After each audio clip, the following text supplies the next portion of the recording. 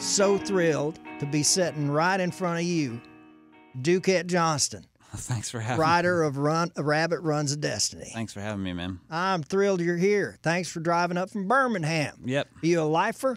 No, I'm actually born in Franklin, Tennessee. Oh, no kidding. Just down the road. Just down the road. My family goes back in this area, back to the 1700s. Nolansville, Tennessee. My great-great-great-grandfather, Nolan. Yeah, my family's real rich It's and old. named after your great-great-great-grandfather? Yes, sir. Well, no kidding. Yeah, my roots are deep up here. It's why every time I start coming to Nashville, I immediately feel a sense of coming home.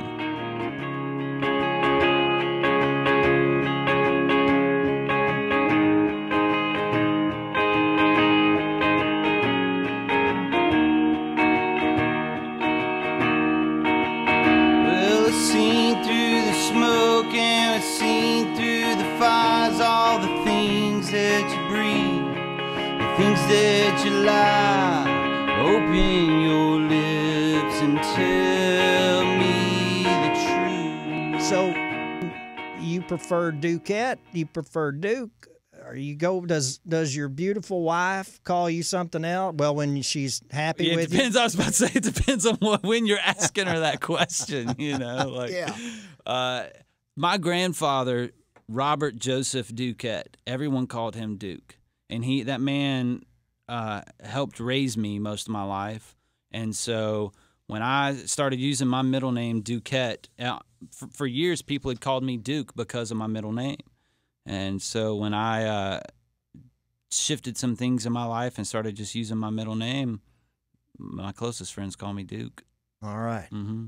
Well, I hope I can. Well, once I've met you, you're a close friend, so call me Duke. All right, Duke, you got it, man. Yeah, man. I'm honored to call you Duke. Please. We were young, they were new, they were through,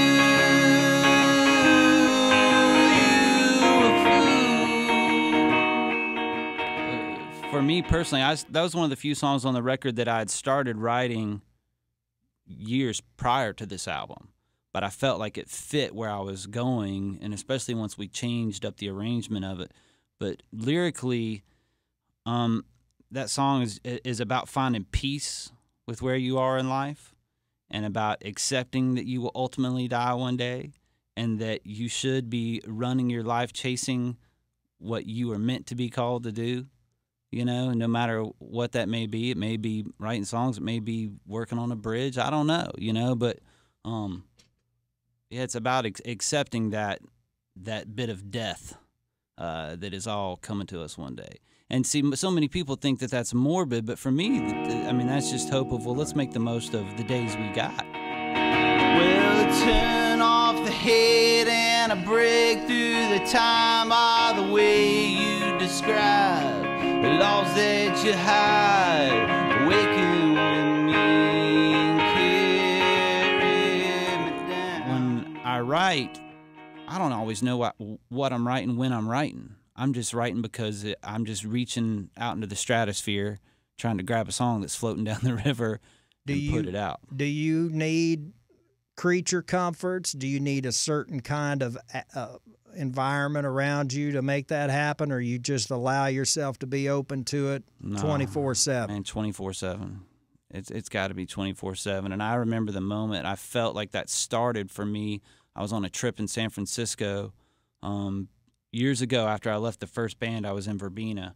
In 1998, I went out to San Francisco to get away from Birmingham for a little bit, just decompress and figure out that 9 years of my life were done. Like every bit of my musical life was done. But out there, I wrote a song. I did not have a guitar. I was staying in a friend's apartment, and I wrote this song called My Rollin' Hill. And and I knew what chords I needed. I wrote out the lyrics, and I happened to go to a party across the bridge in Oakland that night, and there was a guitar there, and I grabbed it and went into a room and wrote the song. Well, tell you, babe, where I mistake, and I hope you carry me on.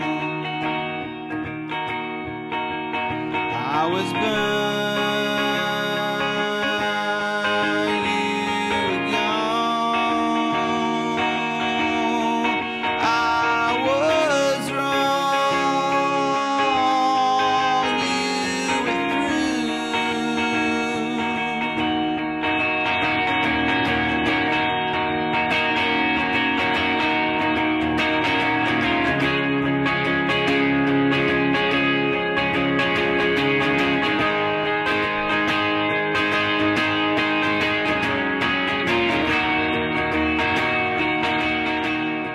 Now, I do have some OCD stuff, you know, like tendencies. I like to have, especially like when I'm recording, you know, there's a certain scented oil I like to have on. All right. And I don't like having anything in my pockets when I'm recording. But when I'm writing, man, if you think that you can only sit down at certain times, you're missing out. You know what I mean? Like, I don't believe in waiting for inspiration to happen. My family was raised in the mountains on high, I could never escape the pain as a child, waking on fire and screaming out for you. Now, you mentioned raising funds. Mm-hmm. One of the things that has impressed me over the last couple of weeks, being Facebook friends Mm-hmm. with you, liking your Facebook page, and we've been following each other on Twitter, is your PledgeMusic campaign. Yes, sir. Why don't you give us, if you can, give us a little short explanation of what you're doing there? Yeah, so I chose to use PledgeMusic to do pre-sales for the record and to raise some extra funding to, like, you know, hopefully give people a little bit of money for helping me shoot videos. I'm fortunate.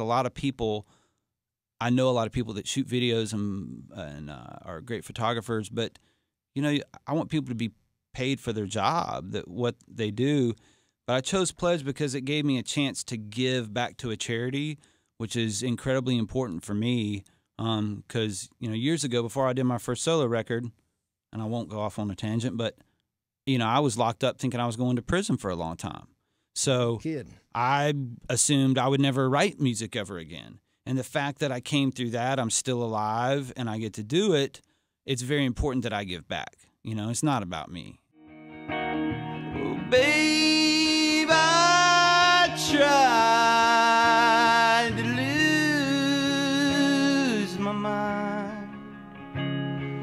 Wake up with me and bury me down. I was going.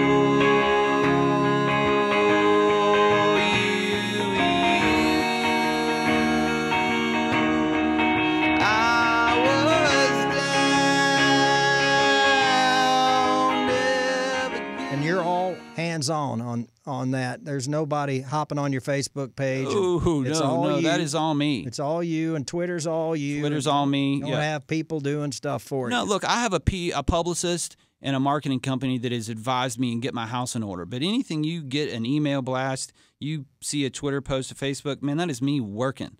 You know, everything my wife and I worked on last week, like she stands beside me and helps me create so much of what we do. Like that is us. You know, especially this last week. I mean, you're not getting fake posts by somebody's, and not that there's anything wrong with that, because sometimes people are too busy to do a post. Yeah.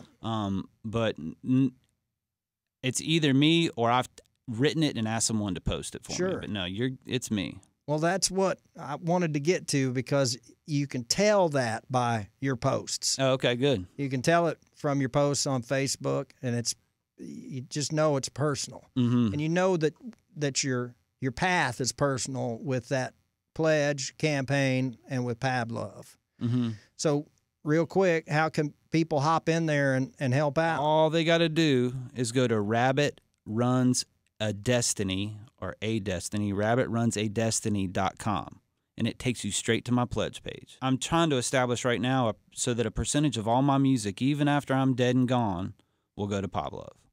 You know, it may be something small. I've never made money in music. I've been doing it for 22 years, and last year was the first time that I made what people would call a profit on a song. And, you know, that was fortunate at the time that came in, because I would have lost my house if it hadn't have, you know. How much thought do you give to your stage clothes? I give a lot of thought to my clothes all the time, honestly. I mean, even though it's pretty simple, but I'm very direct. I have rules for my band on stage. Men are not allowed to wear shorts. No open-toed shoes. You know, like, I'm very specific about that stuff. And then depending upon the night, like at our album release show, I told everyone what I wanted them to wear. You know, I had a lighting thing. It was just white lights. I'm very specific about the way I set up my stage for a reason. You know, like I set up so that the band is almost in a horseshoe.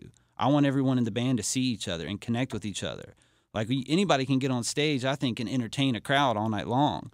But no offense to people coming to see me, but they're coming to see the music we're presenting. I'm not coming to their house. So I want us to set up and be comfortable. And I think that people can grasp that or connect with it more when the band's connecting on stage.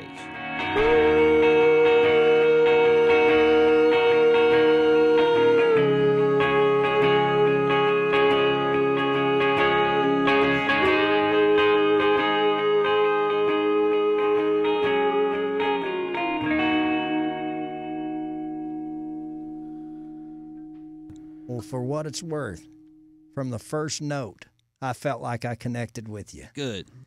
Duquette Johnston. Yes, sir. With the T. With the T. D-U-Q-U-E-T-T-E. Mm-hmm. Johnston. Mm-hmm. That's it. Now, rabbitrunsodestiny.com is that the, do we do Duquette Johnston? DuquetteJohnston.com will get you there. I mean, that's my website, and I have, when you land on Duquette Johnston, there's a widget for pledge campaign right there. And when it's done, that'll shift off. But yeah, rabbitrunsodestiny.com, DuquetteJohnston.com. I'm excited for you. I appreciate you having me. Thrilled that you drove up here for this today. Listen, I was thrilled when I heard you play my song. I was excited, brother. Thank you. Thank you, man. Thank you, Duke. Yes.